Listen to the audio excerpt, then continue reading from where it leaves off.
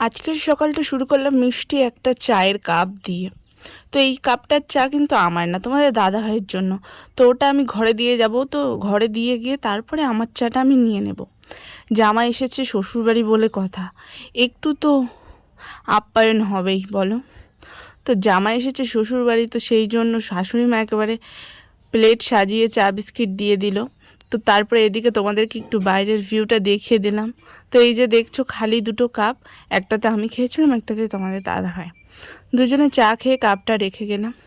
তো মা এদিকে তৈরি করে ফেলেছিল সকালের টিফিন। বাঙালির শ্রেষ্ঠ সকালের ব্রেকফাস্ট হয় লুচি ও আলুর তরকারি। তো সেটা দিয়েই আজকের ব্রেকফাস্ট আমার, যদিও ব্রেকফাস্টটা একা সাথে তোমাদের দাদাভাই করবে, কেননা তোমাদের দাদাভাই আজ এই সকালবেলাতেই শ্বশুরবাড়ির পাট চুকিয়ে চলে যাবে বাড়িতে।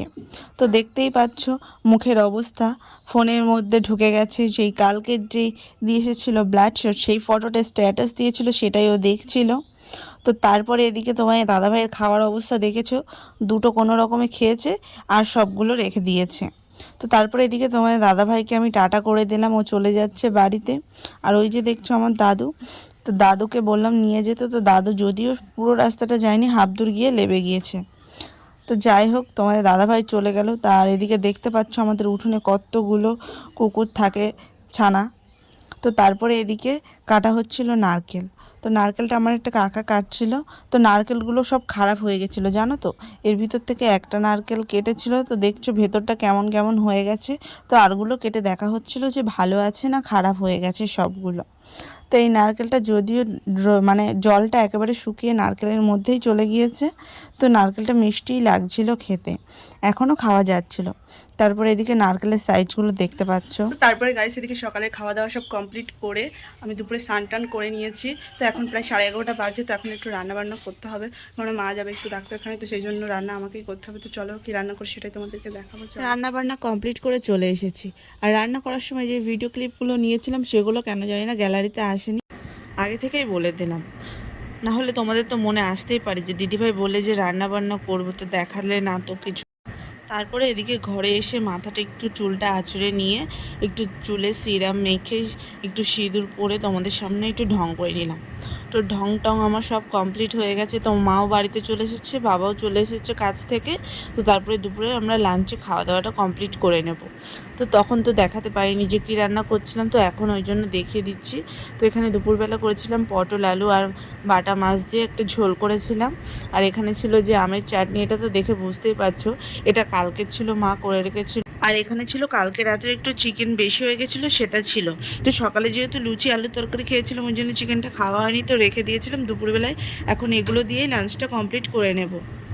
আর ওই যে আমরা হলাম বাঙালি, তো সকালবেলায় যে লুচি তরকারিটা ছিল সেটা কেন নষ্ট করব, কেন ফেলে দেব, তো এটা আমরা সন্ধ্যাবেলায় টিফিন করে খেয়ে নেব।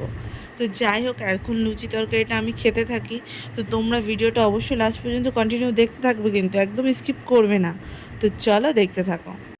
আর এটা হলো পরের দিন সকালবেলার ভিডিও।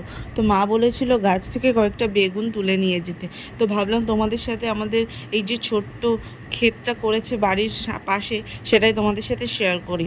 ক্ষেত বলতে এখানে একটা জায়গা আছে পড়েছিল অনেক দিন ধরেই, তো সেখানেই কিছু গাছ লাগিয়েছিল। আমাদের তো এমনি মাঠেই চাষবাস করে, আমার বাবা চাষি ফ্যামিলি আমরা। তো যেহেতু অনেকটা জায়গা পড়েছিল সেহেতু সেই জায়গাগুলোতে চাষ করেছিল। তো মা বললো বেগুন কটা তুলতে, সেই জন্য আমি বেগুন কটা তুলতে আসলাম। আর তোমাদেরকে কেন দেখাবো না বলো, সব কিছুই যখন তোমাদের সাথে শেয়ার করি তো এটা কেন শেয়ার করব না। আর গাছের বেগুন দেখো কত সুন্দর হয়েছে। আর এই গাছের বেগুন কত যে আমি আমার ওই বাড়িতে নিয়ে গেছি তার কোনো ঠিক নেই, যখনই আসতাম মা ব্যাগ ভরে ভরে দিয়ে দিত।